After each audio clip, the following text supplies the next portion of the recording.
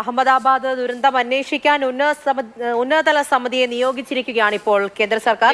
വിവിധ മേഖലകളിലെ വിദഗ്ധരെ ഉൾപ്പെടുത്തും. അതോടൊപ്പം തന്നെ ഭാവിയിൽ ഇത്തരം അപകടങ്ങൾ ഒഴിവാക്കാനുള്ള നിർദ്ദേശങ്ങൾ ഈ സമിതി നൽകുമെന്ന് വ്യോമയാന മന്ത്രി അറിയിക്കുന്നു. നേരത്തെ പ്രഖ്യാപിച്ച അന്വേഷണത്തിന് പുറമെയാണ് ഉന്നതതല സമിതിയെ നിയോഗിച്ചിരിക്കുന്നത്.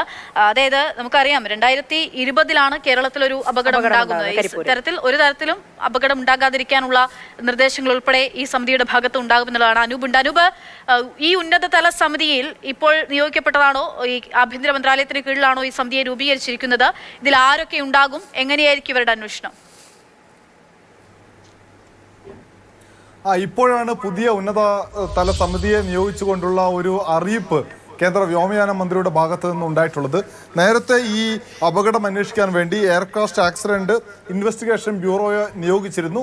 അതിൻ്റെ പ്രധാനപ്പെട്ട ചുമതലപ്പെട്ട ആളുകൾ അഹമ്മദാബാദിലെത്തി വിവരശേഖരണം നടത്തിക്കൊണ്ടിരിക്കുകയാണ്. അതിന് പുറമെയാണ് ഈ വിമാന സർവീസുകളുമായി ബന്ധപ്പെട്ടുള്ള മറ്റ് സംഗതികൾ, ഇതൊക്കെ കുറിച്ച് നന്നായി അറിവുള്ള എഞ്ചിനീയറിംഗ് മേഖലയിൽ ഉൾപ്പെടെ നന്നായി അറിവുള്ള ആളുകളെ ഉൾപ്പെടുത്തിക്കൊണ്ട് ഒരു ഉന്നതതല സമിതി നിയോഗിക്കാൻ കേന്ദ്ര സർക്കാർ തീരുമാനിച്ചിട്ടുള്ളത്.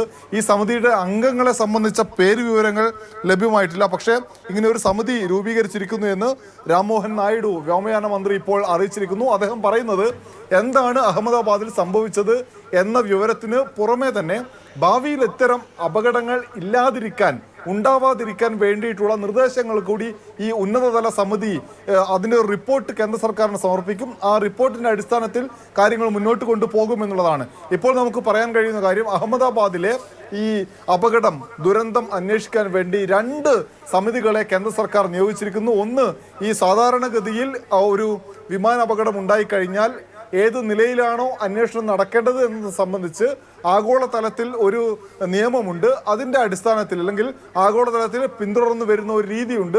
അതിൻ്റെ അടിസ്ഥാനത്തിൽ ഒരു സമിതിയെ ആദ്യം തന്നെ നിശ്ചയിച്ചു. അതിന് പുറമെയാണ് എന്താണ് സംഭവിച്ചത് എന്നറിയാനും ഇനി ഇത്തരം അപകടങ്ങൾ ഒഴിവാക്കാനും വേണ്ടിയിട്ട് കാര്യങ്ങൾ പഠിച്ച് വിശകലനം ചെയ്ത് റിപ്പോർട്ട് സമർപ്പിക്കാൻ ഒരു സമിതിയെ കൂടി നിയോഗിച്ചിട്ടുള്ളത്. ശരി, അതായത് ഒരു ഉന്നതതല സമിതിയെ കൂടി ഇപ്പോൾ നിയോഗിച്ചിരിക്കുകയാണ്. ഇങ്ങനെ ഒരു അപകടം ഇനി ഉണ്ടാകരുത്, അല്ലെങ്കിൽ അത്തരത്തിലുള്ള നടപടികൾ, നിർദ്ദേശങ്ങൾ ഉൾപ്പെടെ സ്വീകരിക്കാൻ വേണ്ടിയിട്ടാണ് ഇപ്പോൾ ഇങ്ങനൊരു ഉന്നതതല സമിതിയെ നിയോഗിച്ചിരിക്കുന്നതെന്നാണ് മനസ്സിലാക്കുന്നത്. ഭാവിയിൽ ഇത്തരം അപകടങ്ങൾ ഒഴിവാക്കാനുള്ള നിർദ്ദേശങ്ങൾ വിവിധ മേഖലകളിലെ വിദഗ്ധരെ ഉൾപ്പെടുത്തിക്കൊണ്ടാണ് ഈ ഒരു സമിതിയെ രൂപീകരിച്ചിരിക്കുന്നത്.